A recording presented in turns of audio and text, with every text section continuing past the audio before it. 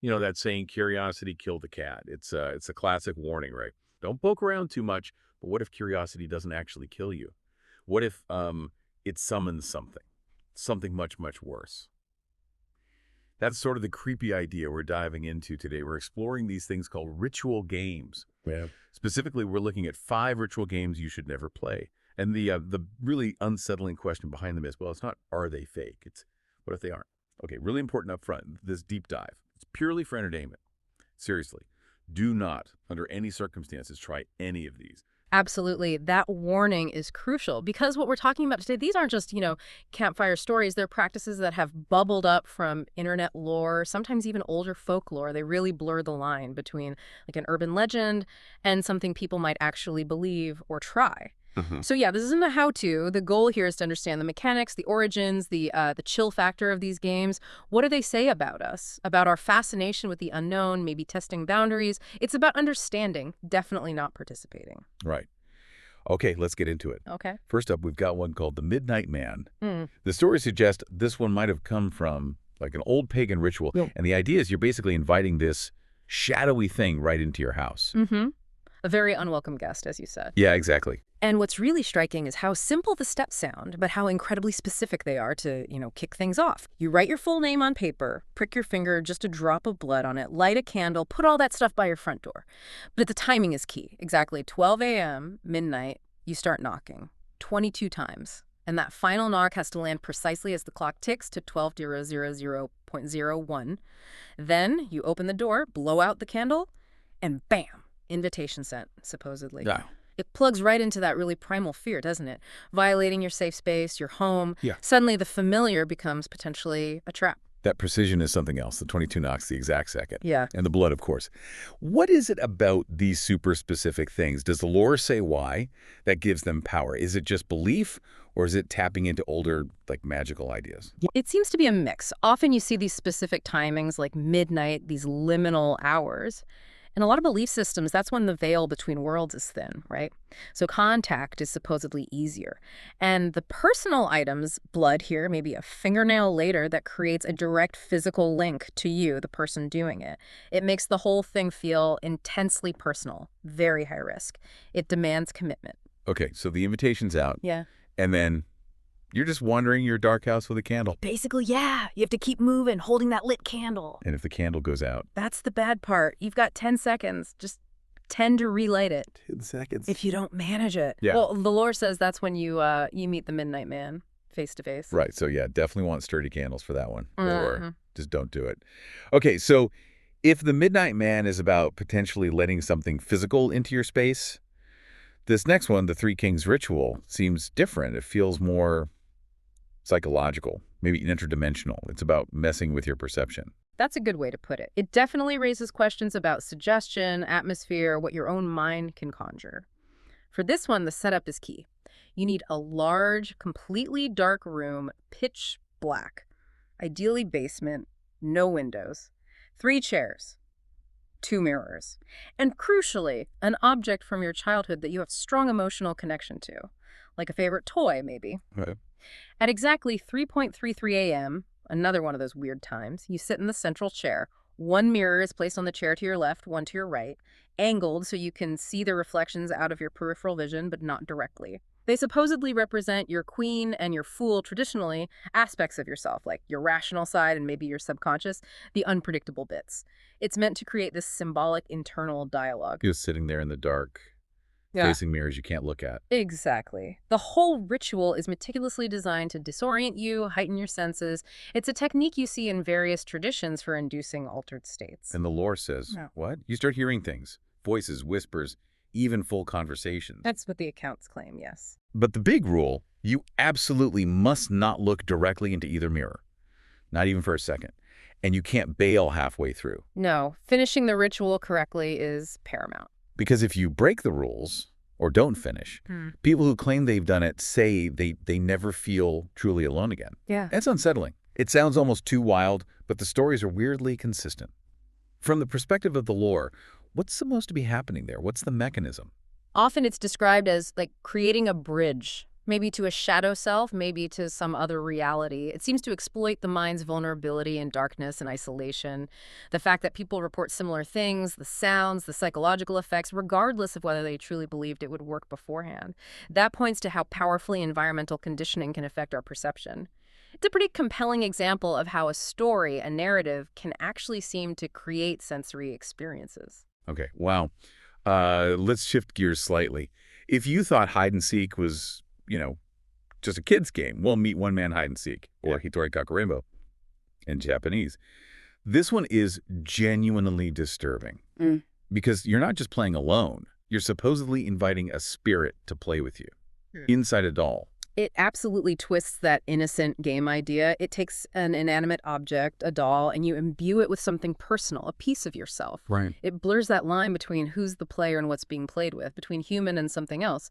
The preparation itself is pretty creepy. You get a stuffed doll, cut it open, take out the stuffing. Right. Then you replace it with uncooked rice, which has significance in some Shinto practices related to spirits, and a piece of your own fingernail. Your nail. Yeah. Then you sew it back up, but with red thread, and you give the doll a name. At 3 a.m., there's that time again. You take the doll to a water-filled basin or tub, put it in, and you say, "Doll's name, I am your name, I am it first." You say it 3 times. Then you turn off all the lights, go hide, and count to 10. After counting, you go back, find the doll, stab it with something sharp like a knife, and say, "I found you, doll's name." Then you say next, "Doll's name is it." You put the knife next to the doll and run and hide again, this time with salt water in your mouth for protection. Oh, my God. That is intense. It's designed quite explicitly to beckon something unseen into the doll you've prepared. And then while you're hiding the second time, if you hear footsteps or knocking, or maybe the TV turns on by itself, Yeah. the warning is, do not come out of hiding. Correct. You wait. To end it, you have to find the doll, pour the salt water over it, say, "I win" 3 times, and then burn the doll completely. And the really chilling part from the accounts is that, for some, they say the spirit doesn't leave. Even after the game is supposedly over and the doll is destroyed, you might have gained a permanent unseen playmate. Exactly. One you definitely didn't want. We're seeing these patterns, aren't we? The specific times, like 3 a.m., the personal items, blood, fingernails, the isolation. Are these common threads in, like, general folklore or paranormal stories? And what's the thinking behind their psychological impact? Oh, absolutely common threads. Those times, 3 a.m., the witching hour, it's deeply rooted in many cultures as a time of, let's say, heightened spiritual activity or vulnerability. The personal items, as we said, create that direct sympathetic link. It's like putting out a beacon that says, "Here I am," and isolation. That's a powerful psychological tool. It removes external anchors to reality, focuses the mind inward, makes you hyper-aware of small things, and just ramps up suggestibility. You're alone, you're maybe scared, your brain starts filling in the blanks. It's a potent cocktail, really. It plays on very deep fells of vulnerability. Okay, from inviting spirits to play hide and seek, let's talk about a different kind of portal, I guess. The elevator game. This one supposedly takes you out of our dimension entirely. It promises a trip to an otherworld just by pressing elevator buttons in a specific sequence. This apparently got big in Korea. It sounds like something from a weird sci-fi horror flick. It really does, and it uses the mundane and elevator as the key. It taps into that idea of hidden realities existing just alongside our own, accessible through, well, seemingly ordinary actions if you know the code. You need a building with at least 10 floors. You have to get in the elevator alone on the ground floor, and then you press the floor buttons in a very precise order. Which is? 4, then 2, then 6, then back to 2, then 10, then 5. You must press them in exactly that sequence without getting out. The rigidity of the sequence is everything. Like it's a password, unlocking something it shouldn't. Right, and this is where the stories get particularly freaky. If you've done it right, when the elevator doors open on the 5th floor, a woman might get in. Yes. That's a key moment in the lore. And the absolute rule is, do not look at her. Don't speak to her. Don't acknowledge her in any way. She might not even be human, according to the legends. Exactly. You just ignore her presence. Then you press the button for the first floor. Okay. Back down to safety. Well, this is the test. If the elevator starts going up instead of down towards the 10th floor, congratulations, I guess. You've supposedly succeeded. You're on your way to the other world. And what is this other world supposed to be like? The accounts vary, but they often describe it as wrong, a distorted version of our reality. Maybe the only thing visible outside is a red cross in the distance. Maybe the power flickers constantly, your phone won't work. It's described as a liminal, eerie, possibly dangerous parallel space. And getting back. Is that guaranteed? That's the biggest risk. To get back, supposedly, you need to find the same elevator, get in alone, and press the buttons in the same sequence. 4-2, 6-2, 10-5. When you reach 5, press 1. If it goes down, you might be okay. If it goes up again, you have to keep trying to get back to 1. But some stories warn you might get disoriented. You might not find the right elevator. You might get stuck there. Jeez. Never looking at elevators the same way again. The appeal is fascinating, though, isn't it? Accessing something extraordinary using something utterly ordinary. That repetitive button pressing, combined with the tension, the expectation, it could easily induce an altered state. And the woman on the 5th floor, that's classic folklore. A test, a potential threat, something unknown you have to navigate carefully. It adds this layer of extreme psychological pressure. Okay, one last one for today. The Hooded Man Ritual. If you ever fancied a paranormal taxi service, Yeah. this might be it. It supposedly lets you contact this mysterious hooded man figure who gives you a ride somewhere else, though where somewhere else is seems to vary wildly. This one feels perhaps the most enigmatic, almost dreamlike or surreal. It leans heavily into the journey itself being the strange, unsettling experience.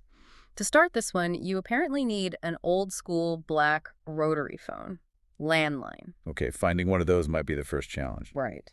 At 11:00 p.m., you need to dial a specific sequence of numbers the lore provides them, though we won't repeat them here. After the call connects and then ends, you turn off every single light in your house, and you just wait in the dark. Again, it creates that state of isolation, darkness, heightened anticipation, waiting for something unknown. It taps into that human desire for like a quest or an extraordinary journey, but wraps it in total uncertainty. And then what happens? You just wait. Eventually, according to the accounts, a black car, maybe an old-style taxi, will pull up outside your house. No driver visible initially. You're supposed to go out and get in the back seat. It's just get in a strange car that appears. Yeah. Okay. Once you're inside, the car drives off. And that's when things get weird. People report seeing shadow figures on the empty streets, passing through cities they don't recognize, maybe feeling like time is stretching or compressing. The hooded man drives, but you don't interact. So it's like a terrifying silent road trip to nowhere specific. Pretty much. Yeah. When you feel you've had enough or you want to return, you're supposed to lean forward and whisper to the driver, "I've reached my destination." The car will then supposedly return you home. Supposedly. Is there a catch? There's always a catch. The warning attached to this one is stark. Some accounts claim that people who take the ride don't come back. Or maybe they come back changed. Right, of course. Not exactly an Uber you can rate afterwards. Man, these ritual games, they really do sit in that weird space, don't they? Part urban legend, part creepy internet dare, maybe echoes of older folklore. They just blur all the lines. And they leave you with that really uncomfortable question we started with. Is whatever you might win actually worth what you could potentially lose? It absolutely is the core question. And it makes you think about that idea. You hear it sometimes. That every legend, no matter how outlandish it seems, might have started with some kernel of truth, some real human experience or fear that gave it life. These stories, they tap into something deep in us, I think. That fascination with the unknown, the maybe forbidden, that urge to peek behind the curtain, even if we're terrified of what we might see. Yeah. Whether you believe any of it is literally real or not, their endurance, the way these stories spread and stick around, it forces you to think about belief itself, doesn't it? And that maybe thin veil between our world and, well, whatever else might be out there. Yeah. It definitely gives you a lot to chew on. Sleep well if you can.